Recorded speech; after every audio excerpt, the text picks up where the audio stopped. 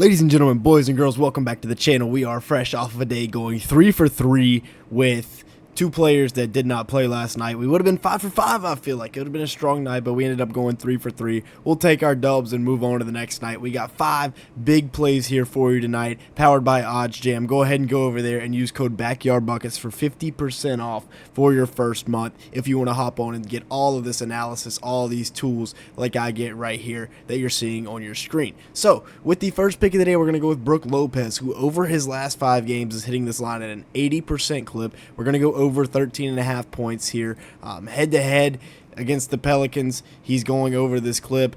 This season against the Pelicans, which was just the other day, he went over this clip. The Pelicans do not have a good defense against scoring.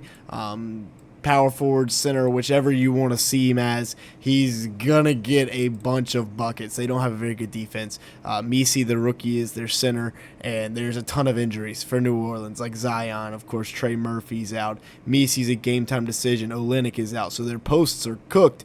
Pretty much this entire New Orleans Pelicans team is on the IR, so I mean they're obviously tanking. So I'm gonna take Brook Lopez here. This is a big time game for seeding for the Bucks in the East. They need to win this game. He's getting an average of about 35 minutes per game this season, so he's going to have plenty of time. He's also been getting, a decent amount of shots as of late. He's hit double digits in shots in all but one of his last few games, and that coincidentally was a New Orleans Pelicans game. But I'm not too worried about that again. I think that was a fluke where he just kind of got in foul trouble, didn't play much.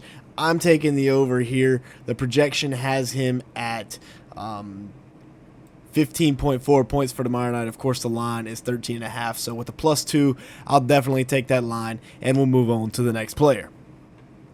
The next player is going to be Cade Cunningham, and yes, this is a very steep line at 26.5 points per game, but he's been heating up as of late. You see against the Knicks all 3 times this year, or 2 of the last 3 times this year against the Knicks, he has hit this line.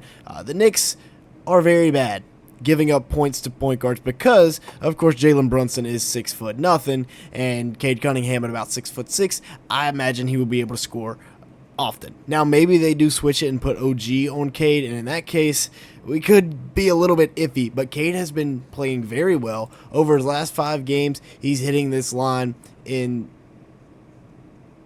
only 2 of his last 5, but he's been close in all 5 games, and he's been heating up in 2 of his last 3. 6 of his last 10, he's hit this line, and he's hitting it at a 55% clip over the last 10 days. But the reason I really like this line is because of the defense, right? His projection here has him at 27, a little over 27.5 points, where the line is 26.5. It's only a +115 difference, but once again, we're taking this because the Knicks defense is so bad. The usage rate has been pretty solid for him as of late.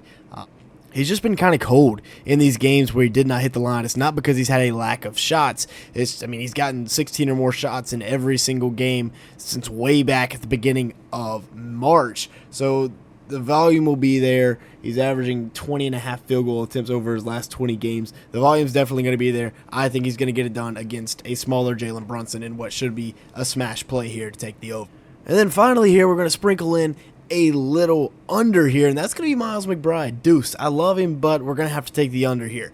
In his last 5 games, he's hit this at a 0% clip, including Jalen Brunson's return, where he only scored 5 points, and he only got 5 shot attempts, making 2 of them. He also only had 4 3-point attempts, only making 1 of them. So, over his last 10 games, he's 2 for the last 10. The last 20, he's hitting this at only a 30% clip. And head-to-head against Detroit all 3 times this year, he has gone under. When you look at the projections versus with Jalen Brunson versus without, it's not good. Especially in the head-to-head and over the last 10, it's not great. There's a lot of times, unless he gets hot and gets on a burner, which, would be my luck, it's probably not going to happen for him. He's been trending down as of late anyways, and then now with Jalen Brunson being back, Detroit's defense is not I mean, it's kind of middle of the pack against the point guards, the backup point guards especially. This is a decently important game for the Knicks in terms of seeding, if they can stay in the 3 spot instead of going up to the 4 spot, but honestly, you might rather go to the 4 spot. Either way, I think Jalen Brunson's going to get a lot of shots, and I don't think this is a good line for Miles McBride. We're going with the under. Now, this should be an absolute smash play, and that is Giannis Antetokounmpo going over on the points and assists. You look at the projection here, the AI projection model has him at plus 4.2 for points and assists. It also likes him for points, rebounds, and assists. The only time he hasn't hit this in his last 7 games was the last game against Minnesota, so a little bit of extra motivation. He's hitting it in 4 of his last 5, 6 of his last 10, and 6 of his last 7, 55% clip over the last 20 games. The Bucks are starting to figure out how to play without Giannis. He's been getting a lot of shots as of late.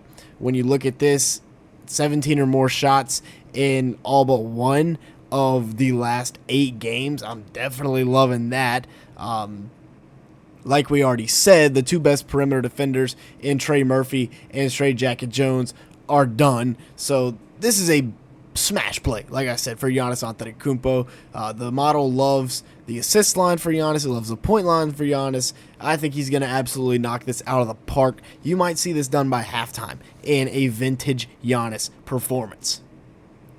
And then the final play we're going to go with here today kind of feels a little bit free. Ryan Rollins. Now, yes, Ryan Rollins. You might, like, who is this random that you got me betting on? Trust me, right? He is a sniper, and he plays alongside Giannis. Dame Lillard's obviously out. He's had an increase in minutes, increase in usage rate. If you look at compared to the last 20 games, look at this usage rate. It was most games at the bottom, and now it's all the way up.